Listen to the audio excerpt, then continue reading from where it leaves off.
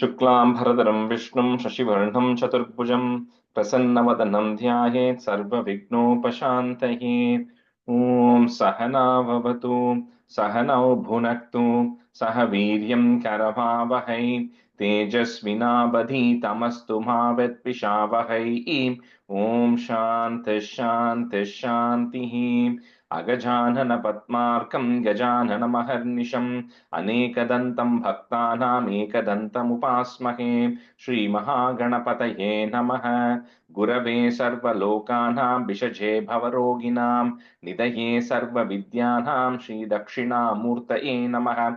अस्मद्गुरुचरणारविन्दाभ्यां नमः। वसुदेवसुतं देवं कंसचाणूरमर्दनं देवकी परमानन्दं कृष्णं वन्दे जगद्गुरुं। ज्ञानानन्दमयं देवं निर्मलस्फटिकाकृतिम् आधारं सर्वविद्यानां श्रीहयग्रीवमुपास्महे। श्रीहयग्रीवमूर्तये नमः। सरस्वति नमस्तुभ्यं वरदे कामरूपिणि विद्यारम्भं करिष्यामि सिद्धिर्भवतु मे सदा। श्रीमहासरस्वत्यै नमः। उमाकोमलहस्ताब्जसम्भावितललाटकं हिरण्यकुण्डलं वन्दे कुमारं पुष्करस्रजं। வெற்றிவேல் முருகனுக்கு ஹரஹரோஹரா. लोकवीर्यं महापूज्यं सर्वरक्षाकरं विभुं पार्वतीहृदयानन्दं शास्तारं प्रणमाम्यहं। स्वामिये शरणमय्यप्पा। वागर्ताविव सम्पृक्तौ वागर्तप्रतिपत्तये जगतः पितरौ वन्दे पार्वती परमेश्वरौ। श्रीपार्वतीपरमेश्वराभ्यां नमः। कोमलं पूजयन् वेणुं श्यामलोऽयं कुमारकः वेदवेद्यं परब्रह्मा तस्मै श्रीगुरवे नमः। अस्मद्गुरुचरणारविन्दाभ्यां नमः। श्रीकृष्ण गोविन्द हरे मुरारे श्रीनाथ नारायण वासुदेव। श्रीकृष्ण गोविन्द हरे मुरारे श्रीनाथ नारायण वासुदेव। श्रीकृष्ण गोविन्द हरे मुरारे श्रीनाथ नारायण वासुदेव। पीताम्बरं करविराजितचक्रशङ्खकौमोदकी सरसिजं करुणासमुद्रं राधासहायम् अतिसुन्दरमन्दहासं वातालयेशम् अनिशं हृदि भावयामि। कृष्णो रक्षतु मां चराचरगुरुः कृष्णं नमस्ये सदा। कृष्णेनैव सुरक्षितोऽहमसकृत् कृष्णाय दत्तं मनः। कृष्णादेव समुद्भवो मम विभो कृष्णस्य दासोऽस्म्यहम्। कृष्णे भक्तिरचञ्चलास्तु भगवन् हे कृष्ण तुभ्यं नमः। श्रीगुरुवायूरप्पा शरणं। नम्राणां सन्निधत्ते सततमपि पुरस्तैरणभ्यर्थितानपि आर्तान् कामानजस्रं वितरति परमानन्दसान्द्रां गतिं च। इत्थं निःशेषलभ्यो निरवधिकफलः पारिजातो हरे त्वं क्षुद्रं तं शक्रवाटी ध्रुममभिलषति व्यर्थमर्त्यव्रजोऽयं। श्रीगुरुवायूरप्पा शरणं। श्रीभट्टपादम् अनिशं हृदि भावयामि। वंशी विभूषितकरात् नवनीरधाभात् पीताम्बरात् अरुणबिम्बफलादरोष्टात् पूर्णेन्दुसुन्दरमुखात् अरविन्दनेत्रात् कृष्णात् परं किमपि तत्त्वमहं न जाने। കൈരണ്ടും കുപ്പി ഞാൻ വീണ്ടും ഇറക്കുന്നു നീരജലോചന നിന്നോടായി. ഏതീനു മഞ്ഞനെ കുമ്പിടേണ്ടാത്തോരു രീതിയിൽ നീ എന്നെ പാലിക്കനായി. കൃഷ്ണ ഹരേ ജയ കൃഷ്ണ ഹരേ Jaya Krishna Hare Jaya Krishna Hare. Good morning, everyone.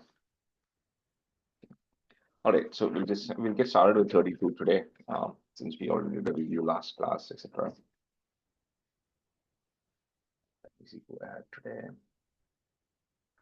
You can be a student, and Shailaja Naishadam, you can be a student. Okay, so we'll start with 32, which is Matsyavatara Varnanam. So stanza 1. पुरा हयग्रीव महासुरेण षष्ठान्तरान्तोऽद्यतकाण्डकल्पे निद्रोन्मुखब्रह्ममुखाधृतेषु वेदेष्वदित्सः किल मत्स्यरूपम्. So this, couple of things in this, right? So before we get going into the chapter, so this happens because, at some point Bhagavatam Parikshit is asking Shukabramam that you talk about this Bhagavan who's beyond everything, right? Who's so powerful. And we always consider fish to be the lowest in terms of evolution. When we think about evolution, we say fish is the lowest. This is why will Bhagavan has to take incarnation as a fish, right? Because that is considered so low, right? So at the time, Shukabham clarifies saying that when everything is created by Bhagavan, so there's nothing like something is high or something is low. Everything has a function and a purpose. So just because he's incarnating as a fish doesn't mean it is lower in stature or lower in power or anything of that sort, right? So that is one clarification he sets upfront, that we are the ones who are saying something is better, humans are better or something, or fish is lower in category. It's not. Everything has its own purpose. So it starts with that. Second, there are actually two Matsyavatharams which are happening. There is one Matsyavatharam which happens, which is at the end of the day of Brahma, which is where the Naimittika Pralaya happens. If you recall our Dashakam 5, 6, 7, 8, where the entire duration of the 1000 Chaturyugas is considered like a night where nothing is happening. And when Brahma comes back the next morning, kind of relatively speaking, we said how he lost all his knowledge. So it is expressed as a demon called Hayagriva, not the Hayagriva Bhagavan, but a demon called Hayagriva comes and snatches away Vedas. Now, Vedas are not written, right? It is a Shabda Brahman, it is just sound vibrations. So nobody can steal the sound vibrations because it's not written. Really, what it means is when Brahma wakes up in his morning every time, like we saw, is he loses his knowledge and then he has to meditate and get his knowledge back.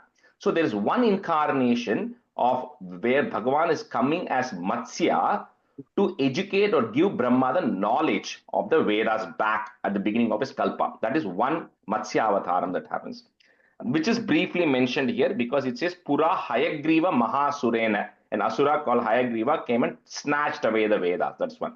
But the main Matsya Avataram which is being talked about here is the current day of Brahma.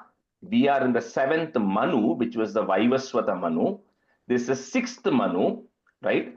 Between the transition from the Chakshusha Manu, who is the 6th Manu, to the 7th Manu, right? There is a transition that is happening where the Manvantara is changing, Manu is changing. At that point, a Matsya Avataram is also happening. So that is this Dashakam is primarily concentrating on that Matsya Avataram, right? Like we said, the 1000 Chaturyugas from one day of Brahma, the 1000 Chaturyugas are divided across 14 Manus. We are now in the 7th Manu. So the transition between the 6th and the 7th Manu is where this is actually happening. So that is what is going to be the story going forward. But that's what he's saying upfront. He's setting the stage that there are two of them, and the Satyavrata, who is a king, who is going to come from the next stanza, is the one who is going to help in the transition. Okay, so Pura Hayagriva Mahasurena, comma, Shashtantarantod. So that Dya sound which is coming there, it's easy to break it as it and a ya. So you can split that word. So Shashtantarantod Yadakanda Kalpe. Actually, no, you know what? Just say it together. It's going to be easier. Shashtantarantod Yadakanda Kalpe.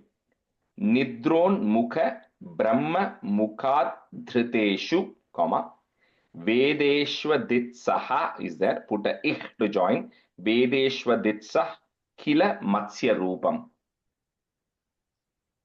Pura Hayagriva Mahasurena Sashtantarantodhyadakanda Kalpe Nidron Mukha Brahma Mukadhriteshu Vedeshwaditsah Kila Matsya Rupam. Should I start, Rajeshji? Sailaja? Yeah, go ahead, yeah. Pura Hayagriva Mahasurena Sashtantaranto Dyatakanda Kalpe Nidronmukha Brahma Mukhadhruteshu Vedeshvadhitsah Kilamatsya Rupam. पुरा हयग्रीवमहासुरेण षष्ठान्तरान्तोऽद्यतकाण्डकल्पे निद्रोन्मुखब्रह्ममुखाधृतेषु वेदेष्वधित्सः किल मत्स्यरूपम् पुरा हयग्रीवमहासुरेण षष्ठान्तरान्त्योद्यतकाण्डकल्पे निद्रोन्मुखब्रह्ममुखाधृतेषु वेदेष्वदित्सकिलमत्स्यरूपम् पुरा हयग्रीवमहासुरेण षष्ठान्तरान्तोद्यतकाण्डकल्पे निद्रोन्मुखब्रह्ममुखाधृतेषु वेदेष्वदित्सकिलमत्स्यरूपम्. Rajesh ji, got a question? Yeah. When you break that second word, second padam on the first line, Shashtantarantot or Antod. What is that? Is it a ta sound or the I da think sound? the right way there is Shashtanta Ranta Udhyada Kanda Kalpe. So that way I'm Oh, saying don't like break it that way. Just say that whole thing together okay. of Shashtanta Ranto Dhyada Kanda Kalpe. Okay, got it. Okay. Yeah. The Kalpe is a separate word, so you can keep that word separate, but up to the Kanda kind of say it together. Okay. Answer two. सत्यव्रतस्य द्रमिलाधिभर्तुः नदीजले तर्पयतस्तदानीं कराञ्जलौ सञ्ज्वलिताकृतिस्त्वम् अदृश्यताः कश्चन बालमीनः. So, like we said, during the Chakshusha Manu, who is the previous Manu, the current Manu, Vaivasvata Manu, towards the tail end of the Chakshusha Manu's period, right, there was a king called Satyavrata. So that king Satyavrata means generally means is somebody who's always truthful. The literal translation of that word is somebody who's always truthful. And he was a great devotee, and so he was completely devoted his life performing austerities and doing meditation, all of that. So once when he was on the banks of a river and he was doing his rituals, he then suddenly a small fish appeared in his palms, and this fish is it just Bhaktiprabhupada described as Kaschana Balamina. I mean, just some random fish appeared. But that random fish which appeared somehow felt like a very unique fish because it appeared very unique and it was shiny, right? But it was a very small fish that happened to come in his hands. Satyavratasya Dramiladi Bhartuhu, put a visarga comma, Bhartuhu. Next word, Nadi Jale, there is a ir on top that will go away. So Nadi Jale Tarpayatas Tadanim. Doing like Tarpanam. That's what he was doing in the water. Tarpayatas Tadanim. Karanjalau Sanjwalita Kritis Twam. So the im that is there, put a mer that is there, break it into im and comma, Kritis Twam. Next word will start with the a. Adrishyataha is there, put a ih to join. Adrishyatah Kaschana Balaminaha. सत्यव्रतस्य द्रमिलाधिभर्तुः नदीजले तर्पयतस्तदानीं कराञ्जलौ सञ्ज्वलिताकृतिस्त्वम् अदृश्यताः कश्चन बालमीनः. सत्यव्रतस्य द्रमिळाभिभर्तुः नदीजले तर्पयतस्तदानीं कराञ्जलौ सञ्ज्वलिताकृतिस्त्वम् अदृश्यथः कश्चन बालमीनः सत्यव्रतस्य द्रमिळाभिभर्तुः नदीजले तर्पयतस्तदानीं कराञ्जलौ सञ्ज्वलिताकृतिस्त्वम् अदृश्यतः कश्चन बालमीनः सत्यव्रतस्य द्रमिलादिभर्तुः नदीजले तर्पयतस्तदानीं कराञ्जलौ सञ्ज्वलिताकृतिस्त्वम् अदृश्यताः कश्चन बालमीनः सत्यव्रतस्य द्रमिलादिभर्तुः नदीजले तर्पयतस्तदानीं कराञ्जलौ सञ्ज्वलिताकृतिस्त्वम् अदृश्यताः कश्चन बालमीनः क्षिप्तं जले त्वां चकितं विलोक्य निन्येम्बुपात्रेण मुनिस्वगेहं स्वल्पैरहोभिः कलशीं च कूपं वापीं सरश्चानशिषे विभो त्वम्. So then Satyavrata, he sees this fish which happened to come into his hand. So he puts it back into the water. But somehow, that fish is communicating with him, right? So the fish is telling, "Oh king, you're putting me into this water where there are bigger fishes, right? So I'm actually going to get eaten if you put me back into this." So it says, "You take me home with you." So the first what he does is he has a kamandalam. So in that kamandalam, because it's a small fish, he puts the fish in his kamandalam and takes it home. Then overnight, that fish starts growing, right? I know that the thing which I remember when I say that always is, if you've seen the movie Annamalai, for those of you who are Tamil Rajini fans, in one song he'll become from extremely poor to extremely rich, right? That's how this fish transitions, right? It becomes from the kamandalam, it grows big. So he puts it into a pot, then it becomes bigger, then he has to move it from that pot, and then he moves it into a well which is there. It becomes bigger than the well, then he moves it into a tank. So similarly, it just keeps growing bigger. So this person Satyavrata is realizing that this is not a ordinary fish, right? And it is just continues to become big and big every time, and then it's just now finally he goes, puts it into a big lake, right? Eventually he's going to transition it out, but in this stanza he goes and puts it into a big lake. क्षिप्तं जले त्वां चकितं विलोक्य, निन्येम्बु पात्रेण मुनिः put is मुनिः स्वगेहं स्वल्पैरहोभिः put इह to join स्वल्पैरहोभिः कलशीं च कूपं, वापीं सरश्चानशिषे विभो त्वम्. So here Bhattacharya is just disclosing who that fish is straight away. Like even in the previous stanza, he says, Sanjvalita Kritistwam. Twam means you. And even here he's saying, Vibho Twam. He's saying, "Oh Guru Arapa, you are the one who has come in the form of the fish." Kshiptam jale twam chakitam vilokya ninyem bhupatre muniswageham swalpairahobeh kalashim chakupam vapim saraschana shishe vibhotvam. क्षिप्तं जले त्वां चकितं विलोक्य निन्येम्बुपात्रेण मुनिः स्वगेहं स्वल्पैरहोभिः कलशीं च कूपं वापीं सरश्चानशिषे विभो त्वम् क्षिप्तं जले त्वां चकितं विलोक्य निन्येम्बुपात्रेण मुनिः स्वगेहं स्वल्पैरहोभिः कलशीं च कूपं वापीं सरश्चानशिषे विभो त्वम् क्षिप्तं जले त्वां चकितं विलोक्य निन्येम्बुपात्रेण मुनिस्वगेहं स्वल्पैरहोभिः कलशीं च कूपं वापीं शरश्चान्नशिषे विभो त्वं क्षिप्तं जले त्वां चकितं विलोक्य निन्येम्बुपात्रेण मुनिस्वगेहं स्वल्पैरहोभिः कलशीं च कूपं वापीं शरश्चानशिषे विभो त्वम्. That's so good.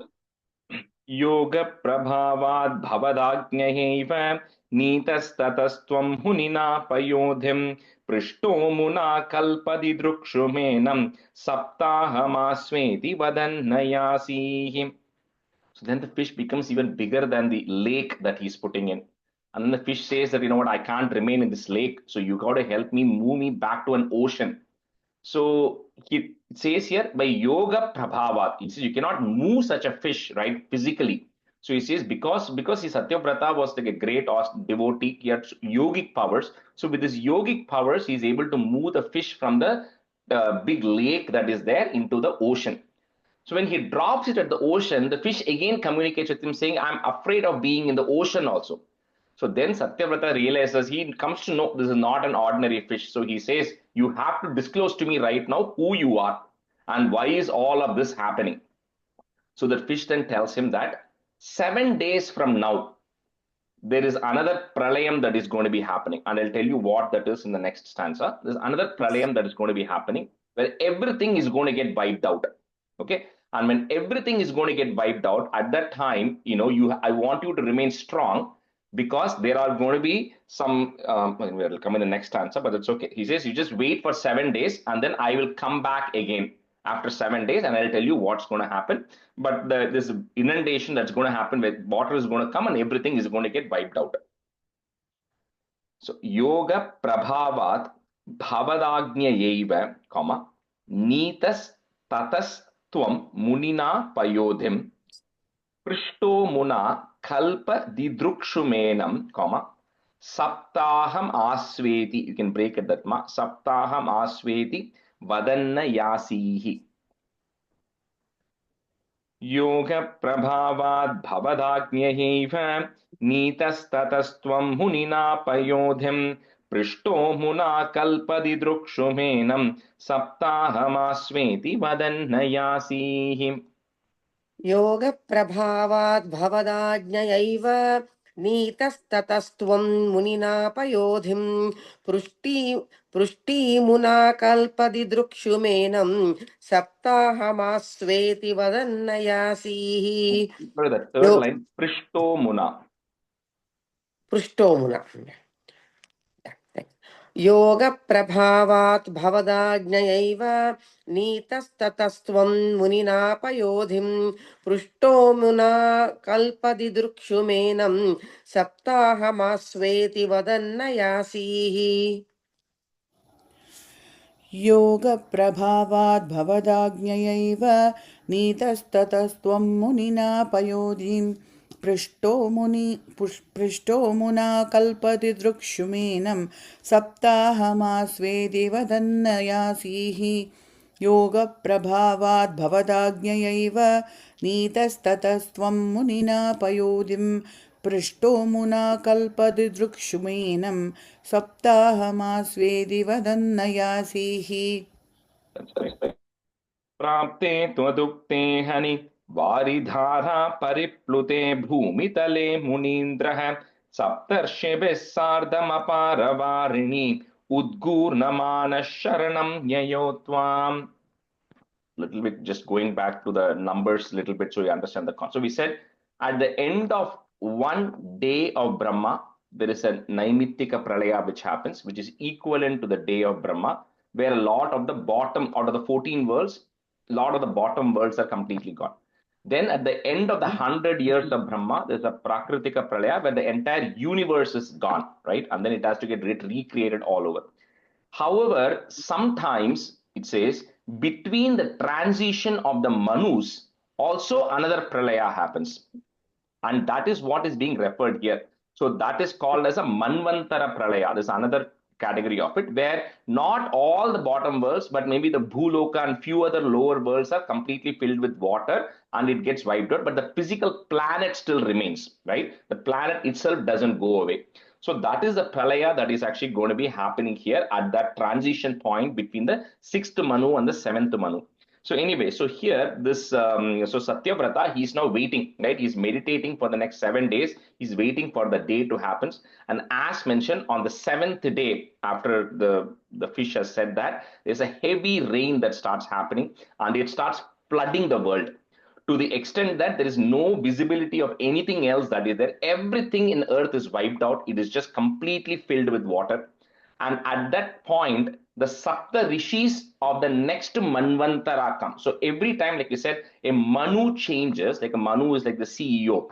So when the CEO changes, he brings on a completely different theme. So when the Manvantara changes to the Vaivasvata Manvantara, which is going to be happening, a new person takes the role of Indra. A new person takes the role of Agni, and the new 7 people take the role of the Sapta Rishis, right? So that is so like the Supreme Court justices, let's say, right? So something like that, right? They come and they change. So the titles are already there. The people taking the roles are different. So the Sapta Rishis of the next Manvantara are now approaching Satyavrata because they know what is going to happen, and they all are coming and telling him, okay, don't worry about everything getting wiped out. We are going to get saved right now. So, prapte twadukte hani, comma, vari dhara pariplute bhumitale munindraha, saptarshibhihi is there, put a is to join, saptarshibhis, sardham, you can break it that much if you want, sardham aparavarini. So, in your books, you might have a in and a u, new. So, we're just going to break it. So, you're going to put a ni. So apara varini, comma. Next word will start with the u. Udghurna manaha. Put a ish to join. Udghurna manash sharanam yayotvam.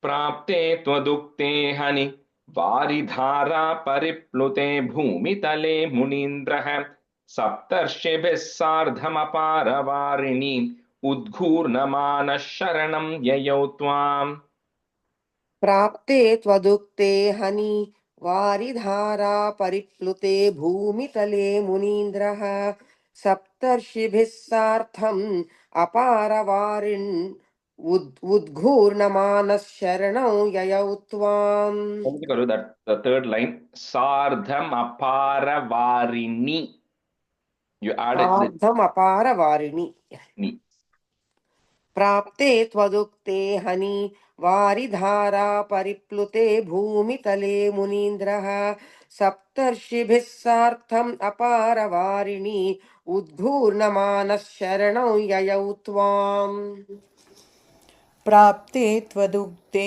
हनि वारिदारा परिप्लुते भूमितले मुनीन्द्रः सप्तर्षिभिः सार्धम् अपारवारिणि उत्कूर्णमानः शरणं ययौ त्वां प्राप्ते त्वदुक्ते हनि वारिदारा परिप्लुते भूमितले मुनीन्द्रः सप्तर्षिभिः सार्धम् अपारवारिणि उत्कूर्णमानः शरणं ययौ त्वाम् first line, the two parts we broke, right? And the bhumithale, and the second half, when you were landing, it sounded like you were landing the first part of the sentence.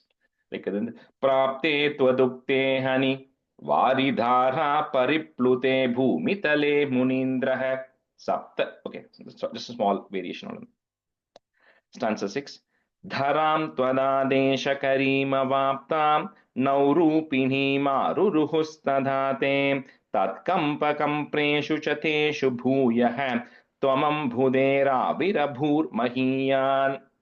So when Satyavrata and the Sapta Rishis are all waiting right now, so at that time it says a big boat comes. Now, this is not this the word used is a boat, but it's not a boat as in the boat that goes on water, because this boat is actually going to travel through space, right? So the boat is relatively used because it's the fish is going to come later as well.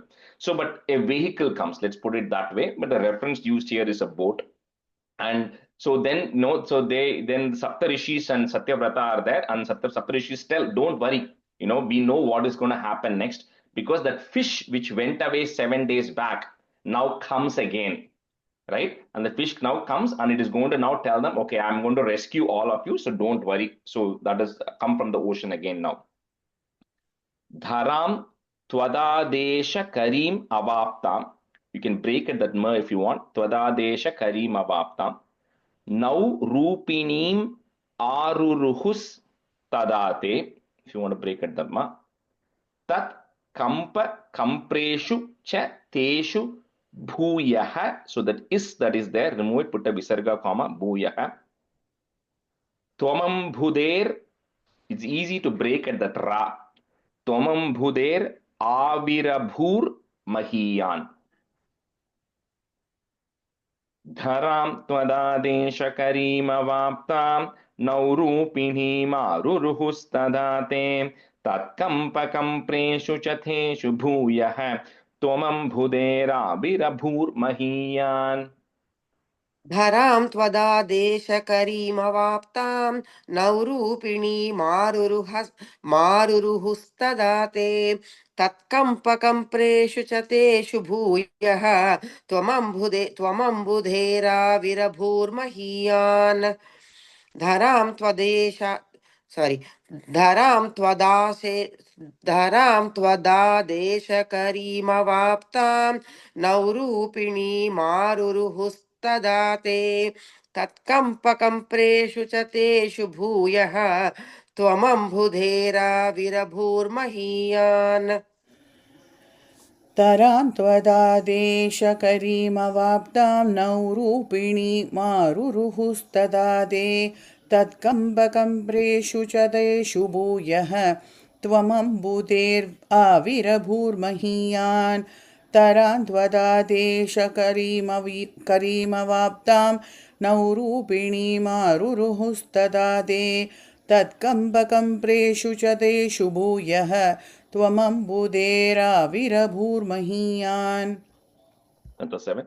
जशाकृतिं योजनलक्षदीर्घां दधानमुच्चैस्तरतेजसं त्वां निरीक्ष्य तुष्टा मुनयस्त्वदुक्त्या त्वत्तुङ्गशृङ्गे तरणिं भबन्धुः. So, like I said, that boat, don't literally think of it as a boat because the fish that is coming is so massive in size right now. And sometimes, they generally they say it's lakh miles, but that doesn't mean necessarily it's lakh miles. It just means it's really big, right? So it's a massive sized fish that has now come back. The same fish has returned. And now it's telling, okay, you all get on this vehicle which is there because I'm now going to take you away because this entire place is going to get wiped out, right? So I'm going to take you away from this earth, and then next stanza is going to give him a lot of knowledge. So the fish now tells them to get on that vehicle, and then it takes the Satyavrata as well as the Sapta Rishis away from that place. It rescues them from there. Jasha Kritim Yojana Laksha Dhirgam, Dhadanam Uchchais Tara Tejasam Tvam निरीक्ष्य तुष्टा मुनयस् त्वदुक्त्या त्वत्तुंग शृंगे तरणिं भबन्धुः. झषाकृतिं योजनलक्षदीर्घां दधानमुच्चैस्तरतेजसं त्वां निरीक्ष्य तुष्टा मुनयस्त्वदुक्त्या त्वत्तुङ्गशृङ्गे तरणिं भबन्धुः. झषाकृतिं योजनलक्षदीर्घां दधानमुच्चैस्तरतेजसं त्वां निरीक्ष्य तुष्टा मुनयस्त्वदुक्त्या त्वत्तुङ्गशृङ्गे तरणिं बबन्धुः. झषाकृतिं योजनलक्षदीर्घां दधानमुच्चैस्तरतेजसं त्वां निरीक्ष्य तुष्टा मुनयस्त्वदुक्त्या त्वत्तुङ्गशृङ्गे तरणिं बबन्धुः. जशाकृतिं योजनलक्षदीर्घां तदानमुच्चैस्तरतेजसं त्वां निरीक्ष्य दुष्टामुनयस्त्वदुक्त्या त्वत्तुङ्गशृङ्गे धरणिं पबन्तुः. जशाकृतिं योजनलक्षदीर्घां तदानमुच्चैस्तरतेजसं त्वां निरीक्ष्य दुष्टामुनयस्त्वदुक्त्या त्वत्तुङ्गशृङ्गे धरणिं पबन्तुः. आकृष्टनौको मुनिमण्डलाय प्रदर्शयन् विश्वजगद्विभागान् संस्तूयमानो नृवरेण तेन ज्ञानं परं चोपदिशन्नचारीः. So that fish, along with that boat or whatever vehicle, and the Saptarishi Satyavrata, it then takes them across the entire universe. It shows them everything because eventually this Satyavrata is going to become the next Manu.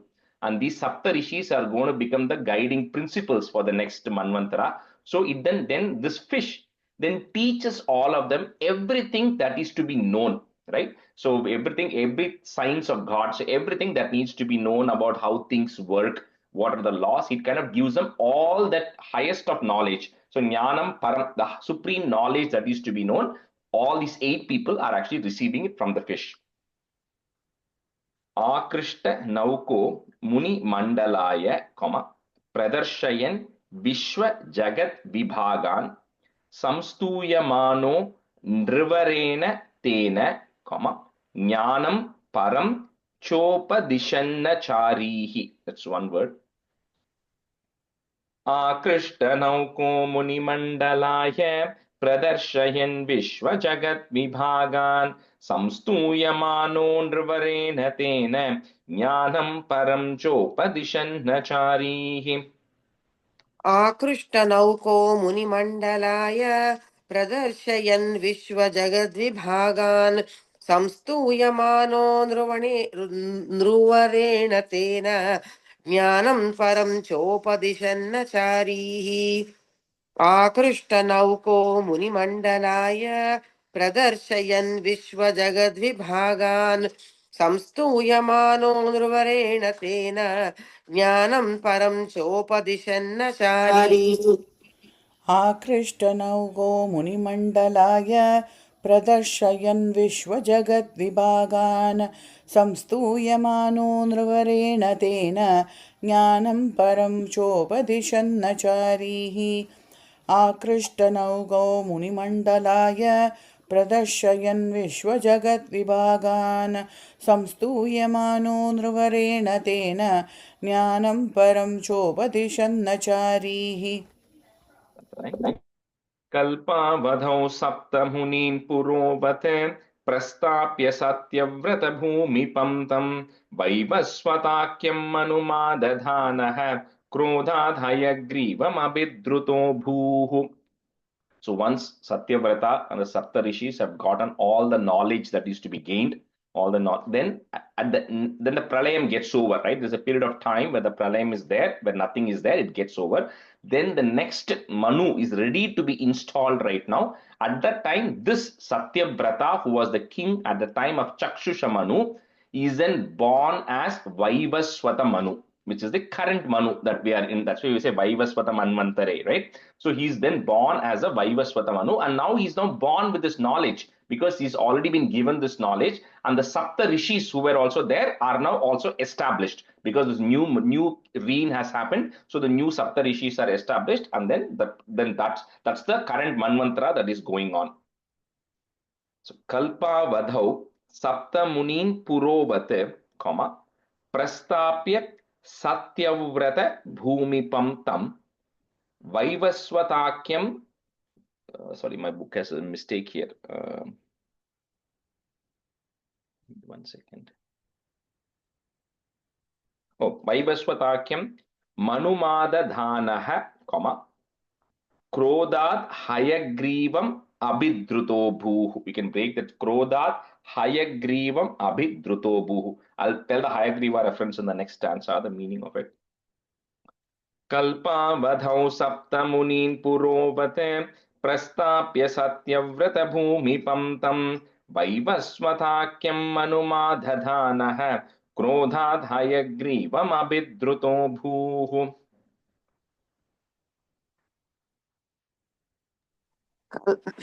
कल्पावधौ सप्तमुनीन् पुरोवत् प्रस्थाप्य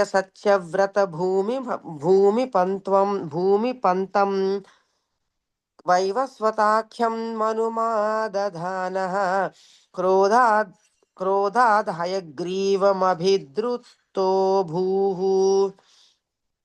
In my book, it is mistakenly written Krodha Dayagriva. Yeah, that because what happens is that it is they have written it correct only. That when it is joined with the in the previous letter of that becomes a second in Sanskrit. Oh, okay. But because we are saying Krodat, then it becomes a Hayagriva. That's the right way to say it. Yeah. Okay, so should I say Krodat or Krodad? Krodat Hayagriva. कल्पावधौ सप्तमुनीन् पुरोवत् प्रस्थाप्य सत्यव्रतभूमिपन्तं वैवस्वताख्यं मनुमादधानः क्रोधात् हयग्रीवमभिद्रुतो भूः. कल्पावधौ सप्तमुनीन् पुरोवत् प्रस्ताभ्य सत्यव्रतभूमिपं तं वैवस्वताख्यं मनुमादधानः क्रोधात् हयग्रीवमभिद्रुतो भूः. कल्पावधौ सप्तमुनीन् पुरोवत् प्रस्ताप्य सत्यव्रतभूमिपं तं वैवस्वताख्यं मनुमादधानः क्रोधात् हयग्रीवमभिद्रुतो भूः. That's it. स्वतुङ्गशृङ्गक्षतवक्षसं निपात्य दैत्यं निगमान् गृहीत्वा विरिञ्चये प्रीतहृदे दधानः प्रभञ्जनागारपते प्रपायाः. So the first part of that story of Satyavrata, one Matsyavataram which happened there to establish Satyavrata as a Vaivaswata Manu and the Sapta Rishis, that is over. But like I said, there was another Matsyavataram which happened at the end of the night of Brahma, when the next day happens, where he has lost the knowledge. So, and like we said, Hayagriva as a demon came and snatched that knowledge, but really what it is it is just him ignorance of him forgetting and losing that knowledge. So you then get rid of that ignorance, which is getting rid of Hayagriva, getting rid of the ignorance, and then Virinchaye, referring to Brahma. So with that, you then give Brahma that knowledge which is required for his next day. So with that, Brahma is now able to continue his work. So with that, this Dashakam comes to an Prabhanjanaga. Prabhanjana is like a medicated oil which is actually applied to the Guruvayurappan idol in Guruvayur. So it's like it helps cures rheumatoid arthritis and all of those things. So the Prabhanjanagara Pate is referring to Guruvayurappan essentially. So, O Guruvayurappa, please eradicate my ailments as well. Swatunga Shringa Kshatavakshasamtam, Nipatya Daityam Nigaman Grihitva Virinchaye Prita Hride Dadanaha, Prabhanjanagarapate Prapayaha. Swatunga Shringa Kshatavakshasamtam Nipatya Daityam Nigaman Grihitva Virinchaye Prita Hride Dadanaha Prabhanjanagarapate Prapayaha.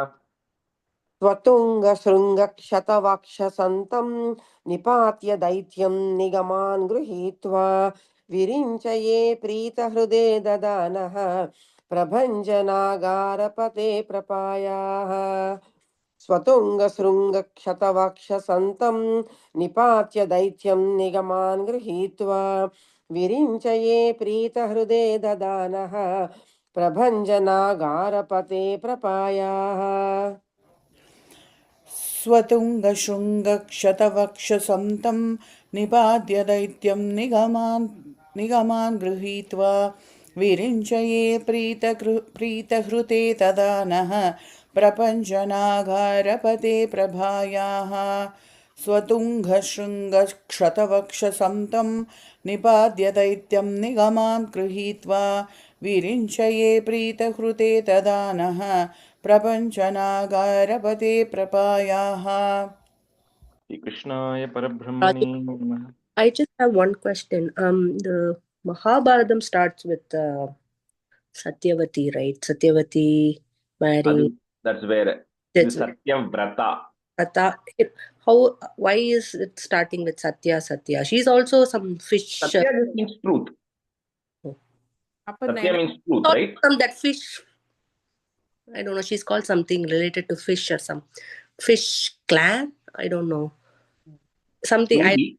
But that I don't think that has any connection to the Satyavrata because in a relatively time, if you look at it, right, Mahabharata happened probably like 5,000 years back. Krishna left, so maybe around like 5,500 years back, right? Right. This is referring to this one Chatur Yugam itself is one Kali Yugam itself is 432,000 years. So this is referring to the Manu, the 28 Chatur Yugams have passed. So this is referring to like millions of years back, right, or something. So I don't think there's any connection with that.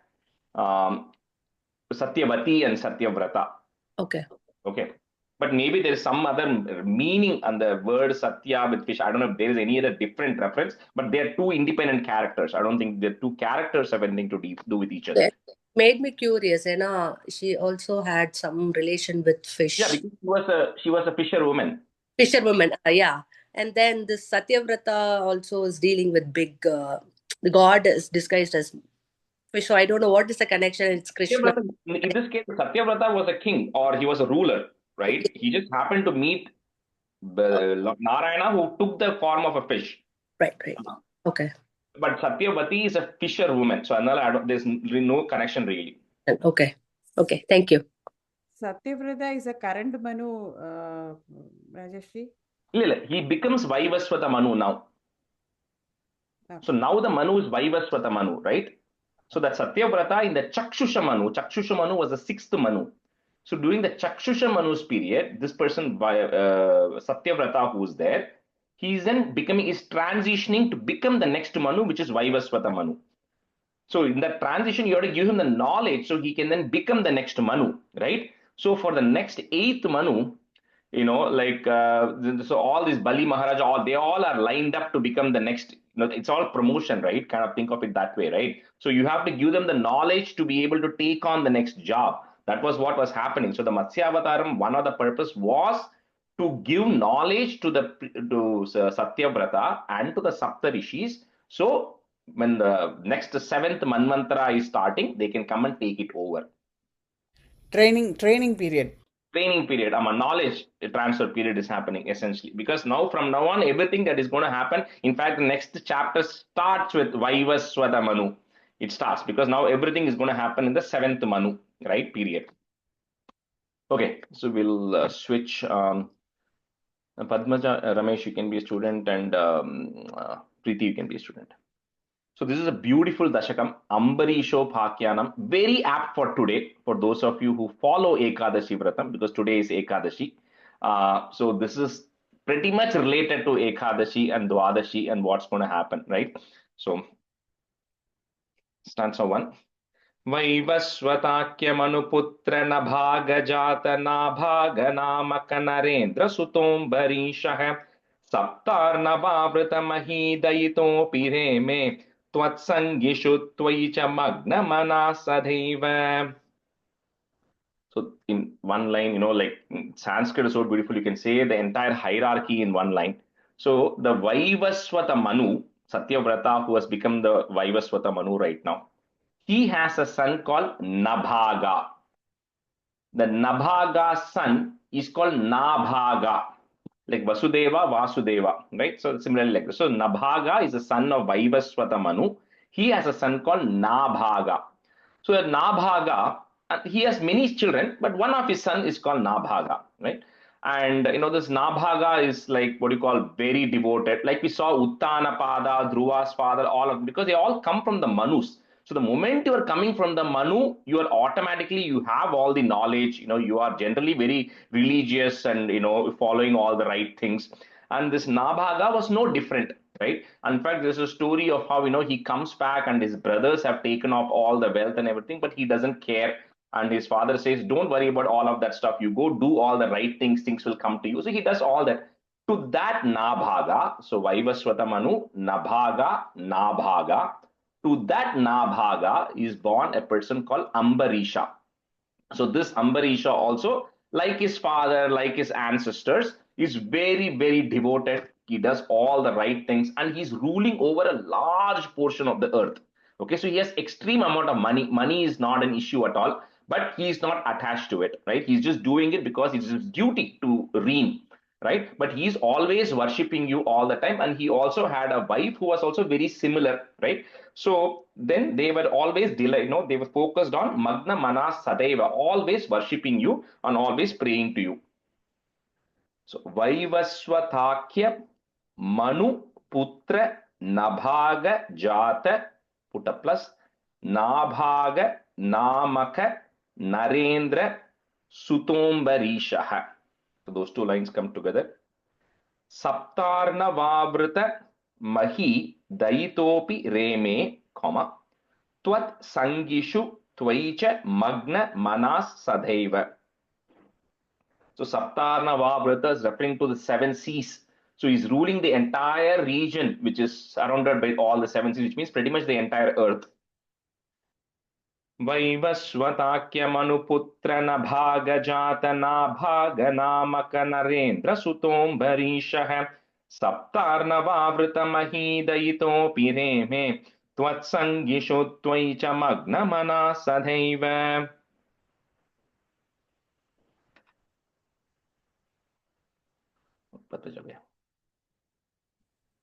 वैवस्वताख्यमनुपुत्र नभागजात नाभागनाम गणरेन्द्रसुतोऽम्बरीशः सप्तार्णवावृतमहीदयितोऽपि रेमे त्वत्सङ्गिषु त्वयि च मग्नमनाः सदैव.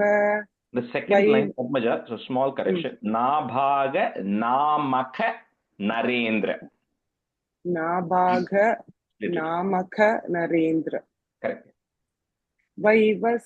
Vaivaswatakhya Manuputra Nabhaga Jata Nabhaga Namaka Narendra Sutombarishaha Saptarnavavrita Mahida Hito Pireme Twatsangishu Tvayicha Magna Mana Sadaiva.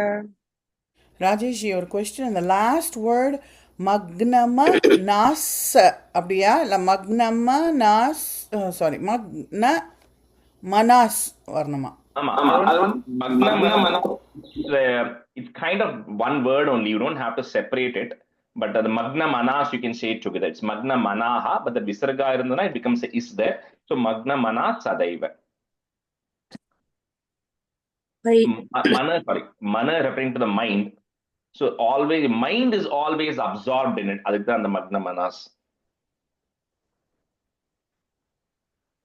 वैवस्वत्ताख्यमनुपुत्र नभागजात नाभागनामकनरेन्द्रसुतों परीशः सप्तार्णवावृतमहितैतोऽपि रेमे त्वत्सङ्किषु त्वयि च मग्नमना सदैव स्वस्तावताख्यमनुपुत्र नभागजात नाभागनामकनरेन्द्रसुतों परीशः सप्तार्णवावृतमहितैतो तयितोऽपि रेमे त्वत्सङ्किषु त्वयि च मग्नमना सदैव. The second time around, the first word you said something different. It's Vaivasvatakya. You said it correct the first time, but. वैवस्वताख्य. Stanza 2. त्वत्प्रीतये सकलमेव वितन्वतोऽस्य भक्तिवदेव न चिरादभृताः प्रसादम् येनास्य याचनमृतेऽप्यभिरक्षणार्थं चक्रं भवान् प्रविततार सहस्रधारम्. Like we said, even though he had a lot of power because he was ruling over a large area, he had extreme amount of money and wealth and everything. He did not care for any of that stuff. He was always worshipping the feet of the Lord, and that's what he was focused on. Not just worshipping that, he also saw Bhagavan in everybody, because that is also extremely important, right? He did not have any differences between people, and he was always focused on that. And there comes a point where he was beginning to renounce all of these things gradually, right? And then he and his wife, both of them, and they were about to kind of take a sannyasam or whatever. They were kind of at that stage. So everything was, he had given up everything. So because of his devotion to you, O Narayana, you then gave your Sudarshana Chakram to protect him. Now, Ambarisha doesn't know about all of this stuff. He is just doing his duty. But without his knowledge, the Bhagavan had already blessed him so that no harm will happen to him. And the way that was being done was the Sudarshana Chakra itself was given to him as a protection for him, which he doesn't know.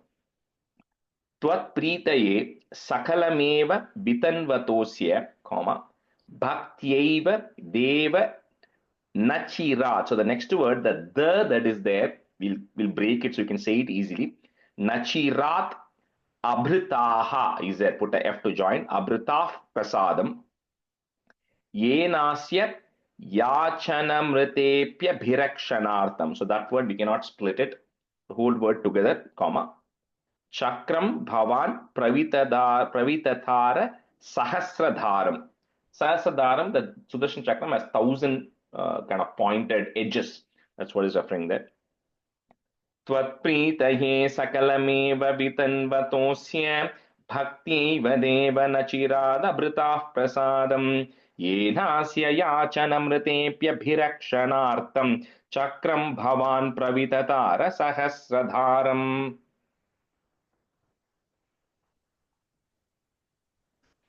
त्वत्प्रीतये सकलमेव वितन्वतोऽस्य भक्त्यैव देव न चिरात् अभृताः प्रसादम् येनास्य याचनमृतेऽप्यभिरक्षणार्थं चक्रं भवान् प्रविततार सहस्रधारम्.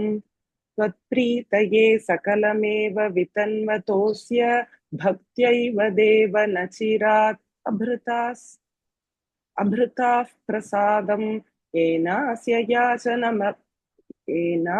याचनमृतो சரியா வரல. येनास्य याचनमृतेऽप्यभिरक्षणार्थम्. येनास्य याचनमृतेऽप्यभिरक्षणार्थं चक्रं भवान् प्रविततार सहस्रधारम्.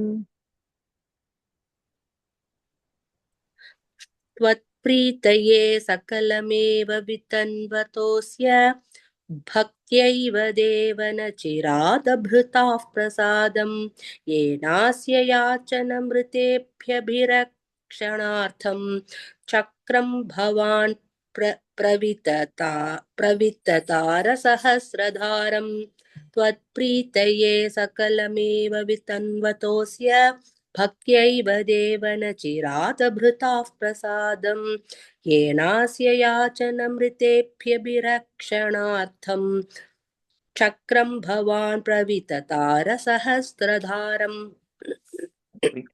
सद्वादशी व्रतमतो भवदर्चनार्थं वर्षं ददौ मधुवने यमुनोपकण्ठे पत्न्या समं सुमनसा महतीं वितन्वन् पूजां द्विजेषु विसृजन् पशुषष्टिकोटिम्.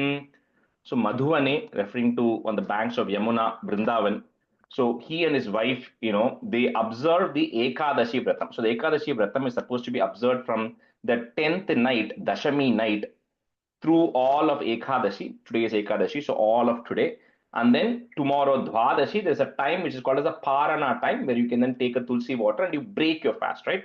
So he and his wife observed that for 1 year, which means for 1 year, every Ekadashi, they are observing the fast. Now it's very important. He's specifically telling, Patnya Samam Sumanasa. He and his wife are on the same wavelength, right? If we are, luckily my wife is not she's in India right now. Otherwise, if she cooks up a meal, then we are all going to get tempted to eat. Although I observe the fast, but you get tempted, right? So he says his wife was also observing the fast, so it's easy. Then they make the same dish for both of them, whatever they eat, or both don't eat, whatever, right? So they observe the fast for 1 year. Every time on Ekadashi, they observe the fast, and with that, and then to Pujam Dvijeshu. So the Brahmins, who are the poor Brahmins, they also give them a lot of money, and they give a lot of cows and everything, because for Brahmanas, cows are important, because from the milk, they make ghee and abhishekam, everything is there. So he does a lot of charity. So they've been doing this for 1 year in Vrindavan on the banks of Yamuna. Sa Dwadashi Bratamato Bhavadarchanartam, Varsham Dadau Madhuvane Yamunopakante Patnya Samam Sumanasa Mahatim Vitanvan, Pujam Dvijeshu Visrujan Pashu Shashti Kotim. Sadvadashi Bratamato Bhavadarchanartham Varsham Dadhau Madhuvane Yamunopakante Patnya Samam Sumanasa Mahatim Vitanvan Pujam Dvijeshu Visrujan Pashu Shashti Kotim.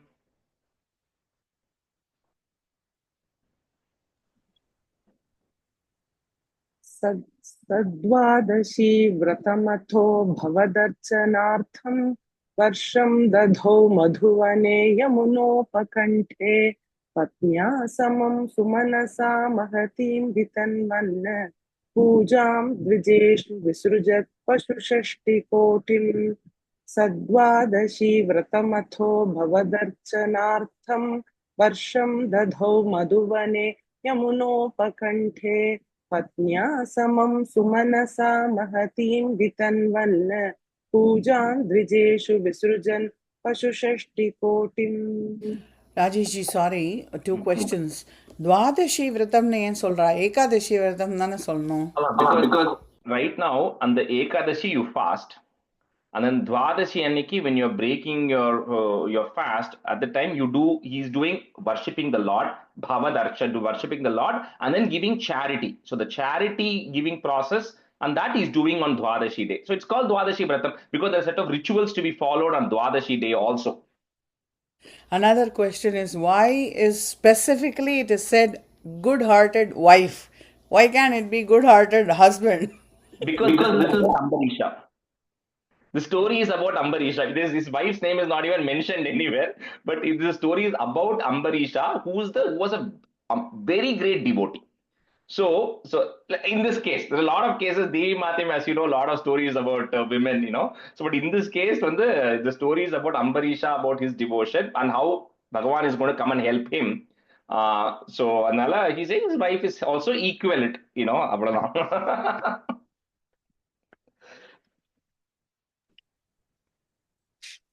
सत्वादशी व्रतमतो भवदर्शनार्थं वर्षं दधौ मधुवने यमुनोपकण्ठे पत्न्या समं सुमनसा महतीं वितन्वन् पूजां द्विजेषु विसृजन् पशुषष्टिकोटिं सत्त्वादशी व्रतमथो भवदर्चनार्थं वर्षं दधौ मधुवने यमुनोपकण्ठे पत्न्या समं सुमनसा महतीं वितन्वन् पूजां द्विजेषु विसृजन् पशुषष्टिकोटिम् तत्रातपारणदिने भवदर्चनान्ते दुर्वाससास्य मुनिना भवनं प्रपेदे भोक्तुं वृतश्च सनृपेण परार्तिशीलो मन्दं जगाम यमुनां नियमान् विधास्यन्. So on Dwadashi day morning, so he kind of completes all the Dwadashi rituals, right? Whatever needs to be done, he's doing charity, all of that, everything is done. There's a specific time called Parana time when you're supposed to break your fast. And typically they break the fast by taking a sip of tulsi water or whatever. So at that time, when he was getting ready to break his fast, at that time Durvasa comes. The same Durvasa who also comes later on in Mahabharata to trouble Draupadi. And then Krishna comes and helps by taking that one last bit of rice and all that, right? So that Durvasa is coming up with his group of people. And so Ambarisha welcomes him because it's a very special day. Dwadasi is considered a very special day also to welcome guests and also feed them. You cannot feed you're not supposed to feed people on Ekadashi day because then they're supposed to be fasting, right? So you don't so not want to feeding them. But Dwadashi day you are supposed to feed people. So Durvasa comes and Ambarisha welcomes him. So Durvasa says, okay, give me a few minutes. I'm just going to go do my, rites, whatever things I want to do in the river, Tarpanam, whatever, and then I'm going to come back. So Durvasa then goes. Same, very similar to what happened with Draupadi, right? He also again goes to the water at the time. That is when Krishna actually comes and helps the Pandavas. So anyway, so Durvasa goes to the river and then Mandam Jagama Yamunam. So he's taking his own leisure time to do his rituals and everything before he comes back. So tatrata paranadine bhavadarchanante, durvasasasya munina bhavanam prapede bhoktum vritascha sa nripena parartishilo, mandam jagama yamunam niyamanvidhasyan. तत्रातपारणदिने भवदर्चनान्ते दुर्वाससास्य मुनिना भवनं प्रपेदे भोक्तुं वृतश्च सनृपेण परार्तिशीलो मन्दं जगाम यमुनां नियमान् विधास्यन्. तत्राथ पारणदिने भवदर्चनान्ते दुर्वाससास्य मुनिना भवनं प्रपेदे भोक्तुं वृदश्च स नृपेण परार्तिशीलो मन्दं जगाम यमुनां नियमान् विधास्यन्.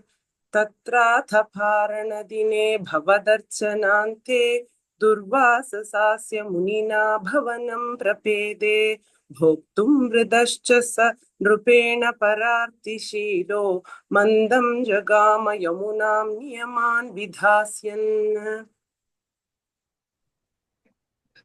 तत्राथ पारनधिने भवतर्चनान्ते दुर्वाससास्य मुनिना भवनं प्रपेदे भोक्तुं वृतश्च नृपेण परार्तिशीलो मन्दं जगाम यमुनां नियमान् विधास्यन्.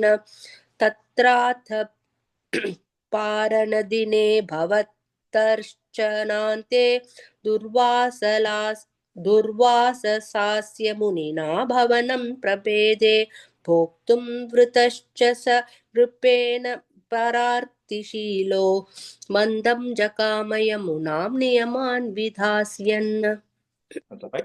राज्ञातपारणमुहूर्तसमाप्तिखेदात् वारैव पारणमकारि भवत्परेण प्राप्तो मुनिस्तदत दिव्यदृशाभिजानन् क्षिप्यन् क्रुधोद्धृतजटो वितता न कृत्याम्.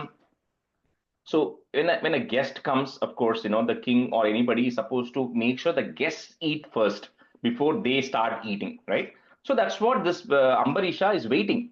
And there is only one muhurta left, so only 48 minutes left by which the Dwadashi, that Parana time is supposed to come to an end. And Durvasa, there's no sign of Durvasa coming back.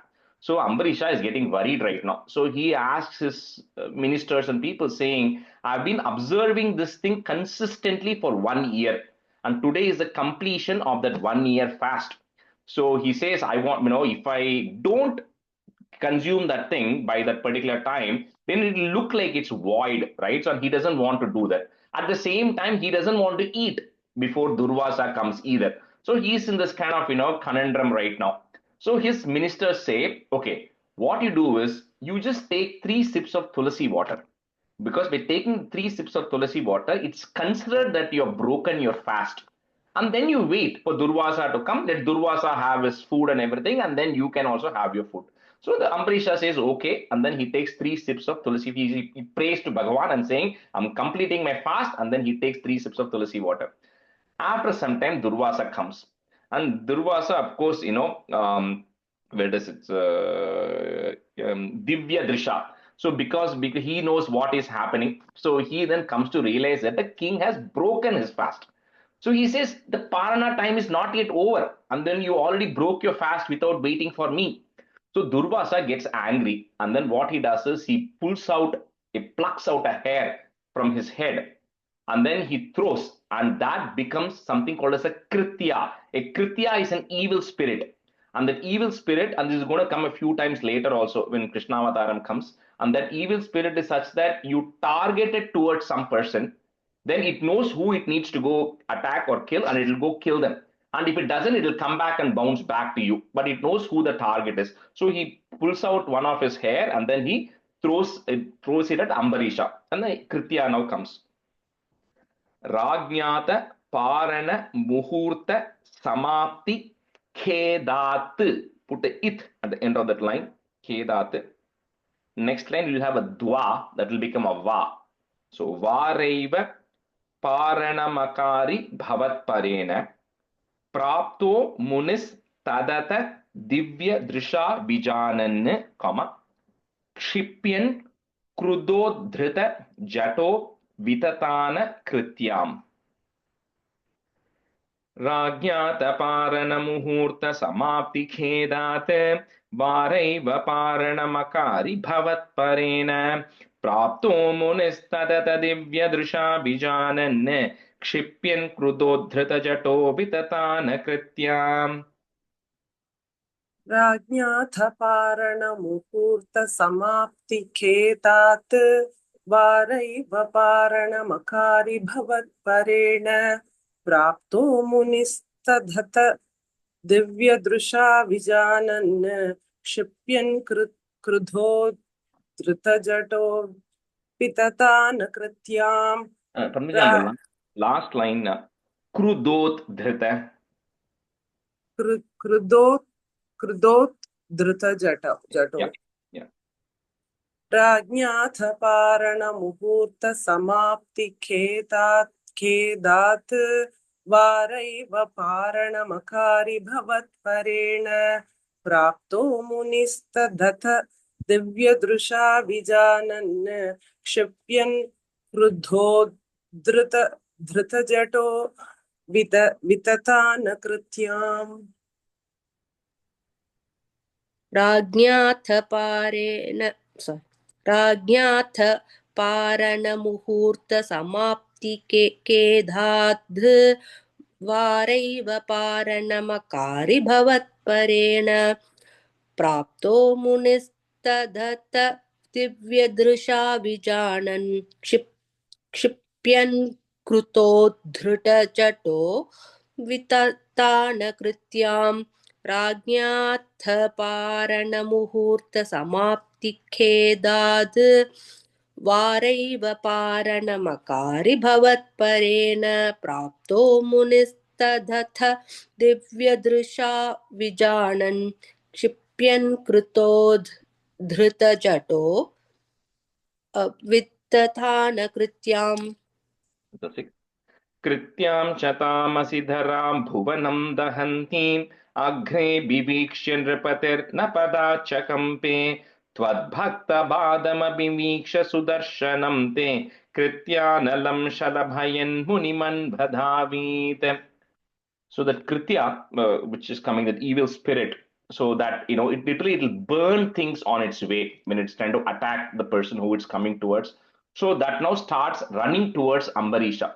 So if we see anything that we are afraid of, a snake or whatever you are afraid of, it starts running towards you, the first thing we do is we run, right? But Ambarisha does not do that, right? Because he says, I'm a big devotee of Bhagavan.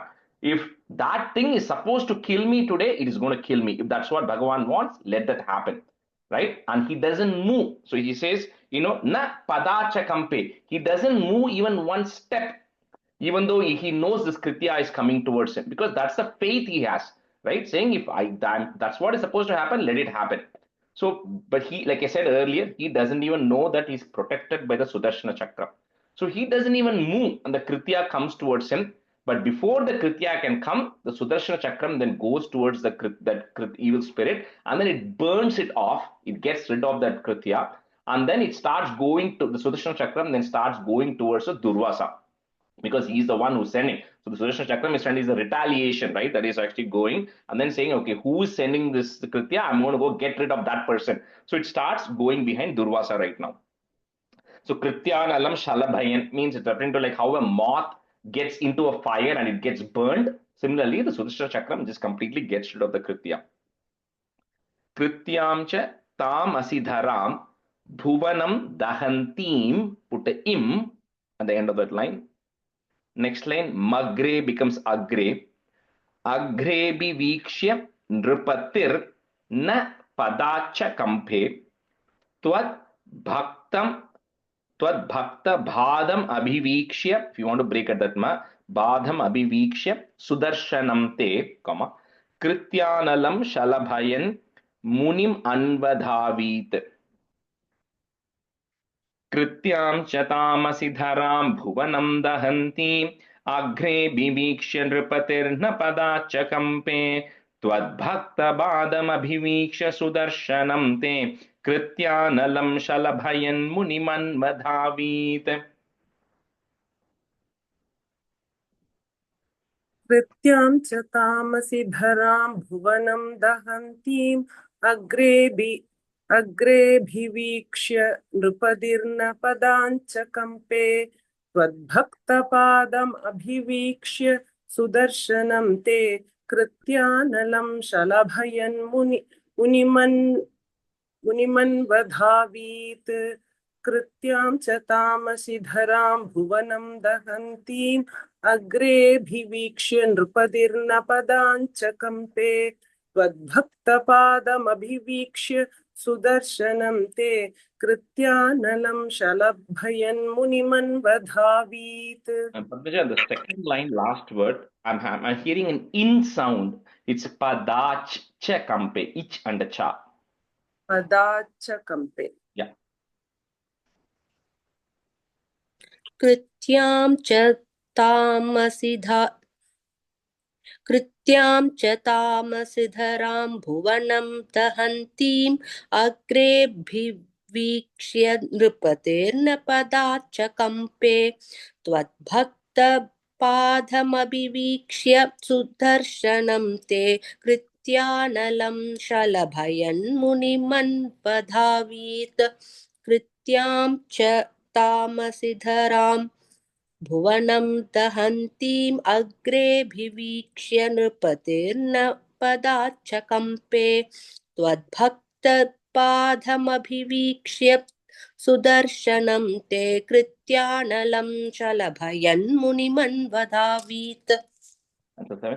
धावन्न शेषभुवनेषु भियास पश्यन् विश्वत्र चक्रमपि ते गतवान् विरिञ्चम् कः कालचक्रमतिलङ्घयतीत्यपास्तः सर्वं ययौ स च भवन्तमवन्दतैव.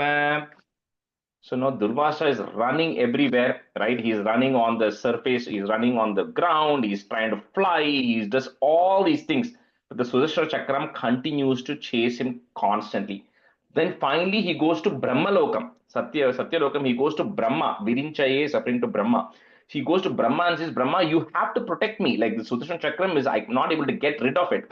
So Brahma says, I myself have a beginning time and an end time. So I am helpless against the Sudarshana Chakram. He says, I cannot help you. So then he goes to Shiva and says, Shiva, you have to help me here because I'm not able to get rid of it. And even Shiva says, no, even I'm not able to help because there's nothing which is more powerful than the Sudarshana Chakram. That is Narayana itself, which is actually there. So I'm not going to go and battle against it, or I'm not going to be able to protect you against it. So even Shiva says, I'm not able to help you out. Dhavanna Shesha Bhuvaneshu Bhiya Sa Pashyan, put a plus. Vishwatra Chakramapi Te Gatavan Virincham. So those two lines together. Kaha is there, put a ih. Kah Kala Chakramati Langhaya Titya Pastah, comma, Sharvam Yayau Sacha Bhavantam Avandataiva. You can break it that ma if you want. Bhavantam Avandataiva. Dhavan Nashesha Bhuvaneshu Bhiyasa Pashyan Vishwatra Chakramapite Gatavan Virincham Kakala Chakramati Langhayati Tyapastah Sharvam Yayau Sacha Bhavantam Avandataiva. धावन्नशेषभुवनेषु भिया स पश्यन् विश्वत्र चक्रमपि ते गतवान् विरिञ्चम् कः कालचक्रमतिलङ्घयतीत्यपास्तः शर्वं ययौ स च भवन्तम् अवन्दतैव One time is enough. I think we don't have enough time today. We'll finish. One time is okay. धावन्नशेषभुवनेषु भियात् स पश्यन् विश्वत्र चक्रमपि देकतवान् विरिञ्चम् कः कालचक्रमदिलङ्घ्यतीत्यपास्तः शर्वं ययौ स च भवन्मवन्त तैव. The last word, Bhavantam Avandataiva. शर्वं ययौ स च भवन्तम् अवन्धतैव. Yeah. Stanza 8.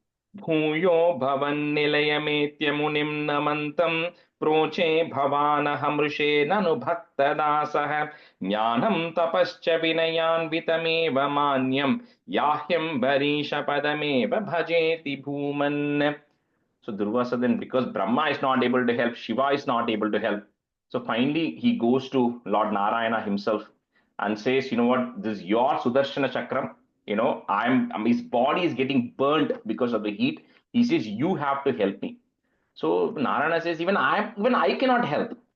He says, why? He says, because I myself am responsible. I am surrendering to someone else. And who? It's a very beautiful stanza. He says, I am Bhakta Dasaha. He says, I am a slave of my devotees. Right? So he says, I cannot protect you. You have to go to my topmost devotee because he's superior than I am. So Now says, you made a mistake, right? Just jnanam, just knowledge is not enough. You need to have humility as well, which Durvasa you did not have. And unfortunately, even this Sudarshana Chakram, I cannot take it back. He says, you have to go to my boss, which is Ambarisha. So you go to Ambarisha, you fall on his feet, and then you then seek apology. And if Ambarisha says, okay, Sudarshan Chakram is going to retaliate itself. It's not going to withdraw itself. It's not going to do anything, right? And that's what's a beautiful thing. And this is something which Krishna says multiple times in Krishna Avataram, saying that I am a servant of my devotees. The greatest of devotees who all they do is just worship me, who give up everything for my sake. You know, I am only there to serve them. So you go serve them more than serving Narayana, right? That's another example of it, where Durvasa has now go and say, instead of worshipping to Narayana, he's going to go worship Ambarisha, right? So, Bhuyo Bhavan Nilayametya Munim Namantam, comma, Proche Bhavana Hamrishe Nanu Bhakta Dasaha Jnanam Tapascha Vinayanvitam Eva Manyam, comma, Yahyambarisha, half ha, Yahyambarisha Padameva Bhajeti Bhuman. He says, go fall on his feet.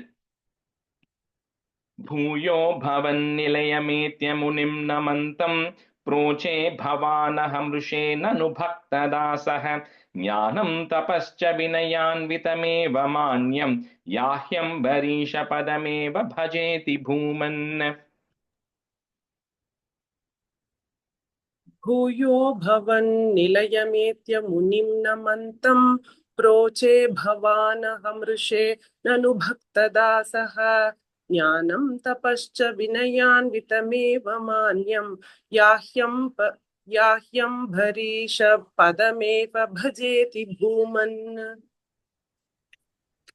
भूयो भवन्निलयमेत्य मुनिं नमन्तं प्रोचे भवानहं ऋषये ननु भक्तदासः ज्ञानं तपश्च विनयान्वितमेव मान्यं याह्यं बरीशपदमेव भजेति भूमन् असनैन् तावत् समेत्य मुनिना स गृहीतपादो राजापसृत्य भवदस्त्रमसावनौषीत् चक्रे गते मुनिरदादखिलाशिषोऽस्मै त्वद्भक्तिमागसि कृतेऽपि कृपां च शंसन्. So Durvasa comes back to Ambarisha and then he falls on Ambarisha's feet saying, you have to forgive me. But the greatest devotees of Lord don't consider themselves to be that high. So Ambarisha says, why are you falling in my feet?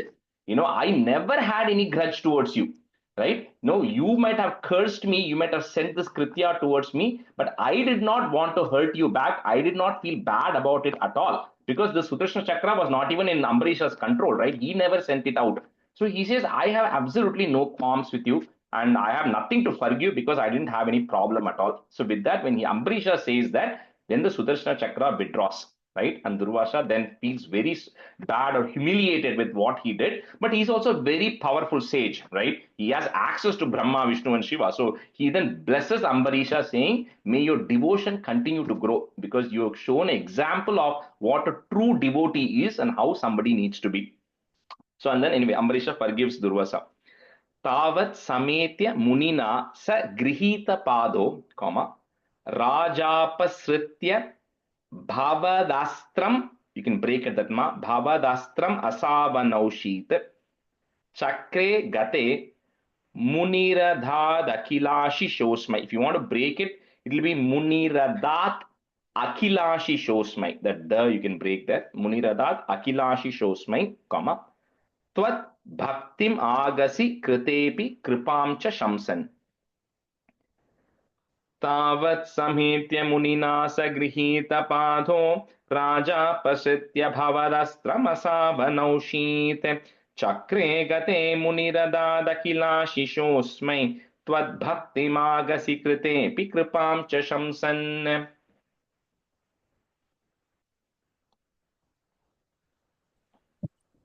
तावत् समेत्य मुनिना स गृहीतपादो राजापसृत्य भवतस्त्रम् असावनौषीत् चक्रे गते मुनिरदात् अखिलाशिषोऽस्मै त्वद्भक्तिमागसि कृतेऽपि कृपां च शंसन्. तावत् समेत्य मुनिना स गृहीतपादो राजापसृत्य भवतस्त्रम् असावनौषीत् चक्रे गते मुनिरदात् अखिलाशिषोऽस्मै त्वद्भक्तिमागसि कृतेऽपि कृपां च शंसन्. That's it. Raja pratīksha munimeka samhamanaśvān sambhojya sadhu tamrishim visujan prasannam bhuktva swayam tvai tatopi dridham rato bhūt sayujyamapacha samam pavane shapayah. So when Durvasa's come back, it's been 1 year because he's traveling in space. So it was 1 Earth year by the time Durvasa has come back, and Ambarisha was supposedly waiting. So, and then once Durvasa came, then they broke the Parana officially. First fed Durvasa, and then Ambarisha and his wife also consumed their food, and then they broke that Dwadashi fast finally. right? So with that, because of such a devotion that Ambarisha had, eventually Sayujyam, he then attained union with you at the end of his life, right? So, and then this Dashakam comes to an end. Guru Arpa, please eradicate, please protect me and take care of my ailments. Raja Pratikshya Munim, you can break at that may if you want, Munim, Eka Samamanashwan, comma, Sambhojya Sadhu Tamrishim Visrujan Prasannam Bhuktva Swayam Tvayi Tatopi Dridham Rato Bhut. Put a it at the end of that line, comma, Rato Bhut. In case you have a it in the next line, that goes away. Sayujyamapa Chasamam Pavanesha Payaha. Raja Pratiksha Munimeka Samamanashwan Sambhojya Sadhutam Risham Visrujan Prasannam Bhuktva Swayam Tvayitatopi Dridham Rato Bhute Sayujyama Pachasamam Pavanesha Payaha.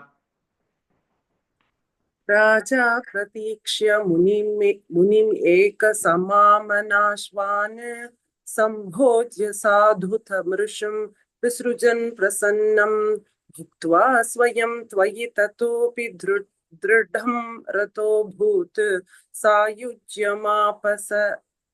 Sayujyamapacha Samam Pavanesha Payaha. Raja Pratikshya Munimeka-Samamanashwan Sambhojya Sadhu Tamrishim Visrujan Prasannam Bhuktva Swayam Tvayi Tatopi Dridam Rato Bhut Sayujyamapacha Samam Pavaneshu Payaha. Pavanesha. Sayujyamapachasamam Pavanesha Payaha. Shri Krishnaya Parabrahmane Namaha. ഒരു doubt കേൾക്കലാമാ ഒരു 1 minute. Why Krishna Avataram is called Purna Avataram? I'll tell it when Krishna Avataram comes. Okay. Okay. And the reason that I heard from, there is one guy called Vyasan, Kerala. He's a very young guy. He was an IT person, but now he does his work plus he does Parayanam, means this Prabhashanam and all. He has a very deep understanding of things, but he was giving there was a small bit of talk which I heard from him. So in that he was mentioning that out of all the avatarams, he also is telling that there are many avatarams, it is not 10. And then he was telling Krishna Avataram is the only Avataram which is Purna Avataram. I'll tell you in 37. 37 it will come why it is the Purna Avataram. That explanation itself is there. And in fact, another batch I just completed, Dasakam 88 yesterday, which was the end of Krishna Avataram. Even there it will come. And as we go through it also, we'll see at various points. But Narayana himself will tell why it is the Purna Avataram in Dasakam 37. Okay. Sadhanandhavabodhatmakamanupamitam kaladeshavadibhyam nirmuktam nityamuktam nigamashatasahasrena nirbhasyamanam aspashtam drishtamatre punarurupurusharthatmakam brahmatattvam tattavadbhati sakshat gurupavanapure hanta bhagyam jananam काहेन वाचा मनसेन्द्रियैर्वा बुद्ध्यात्मना वा प्रकृते स्वभावात् करोमि यत् सकलं परस्मै नारायणायेति समर्पयामि. Thank you, everyone. Thank you, Rajesh. Thank you. Thank you. Bye, everybody.